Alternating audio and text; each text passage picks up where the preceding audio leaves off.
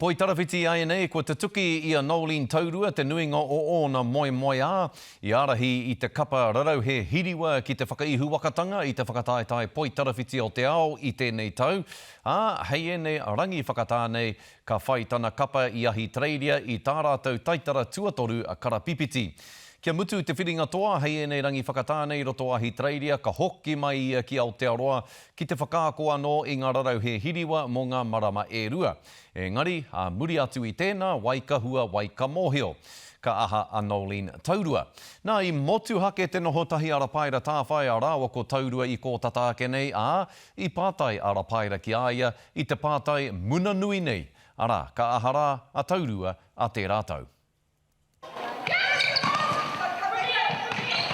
He whakarite i tana kapa mō te kakari nui tai ore hei nei rangi whakatā. So looking forward to it. We don't want to let this opportunity pass us by. We want to live it and we want to take it on. He tukinga nui ki te kapa New South Wales Swifts te haere ake, mai anō i te tīmatanga o te whakataetai he toru tau ki muri, ko Taurua te kaiako o te kapa Sunshine Coast Lightning. Ka tahiti, ka ruati, ka toru hei nei rangi whakatā. Noting or acknowledging that not everybody, whether a player or a club or team, gets the opportunity to play in a premiership, let alone back-to-back, let alone the opportunity for 3, premierships, and acknowledging that, not taking that for granted. Koine hoki tana tukinga whakamutunga mo te kapa, muri atu ka hoki ki te kāinga hei kaiako mo te kapa rauponga. Heoi ka rea Taurua kia whā ki ka haia a te rātau. But I'm sort of that type of person where I will end up where I need to end up and just got to trust and have faith. Heoi nāna te kōrero ka whai ke ia i te ara o reo Māori. So I feel that's part of my journey. I can feel it yearning and I can feel it boiling in my stomach and in my heart. So that's definitely something that I will pick up.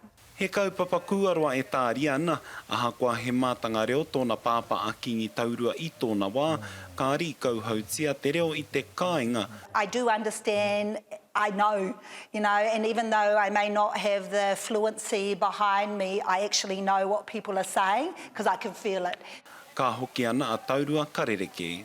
When we go back home, my kids will go back to kura, and I'm really proud that they will pick that up again because they can hear their accent since they've been here, and they go, oh. Heoi mōna ia nei ko te hiahia kia hiki anō i te taitara nui a tēnei rā tapu. I just can't wait, it's going to be amazing. Rā paira tāwhai te karere te tai kanapu.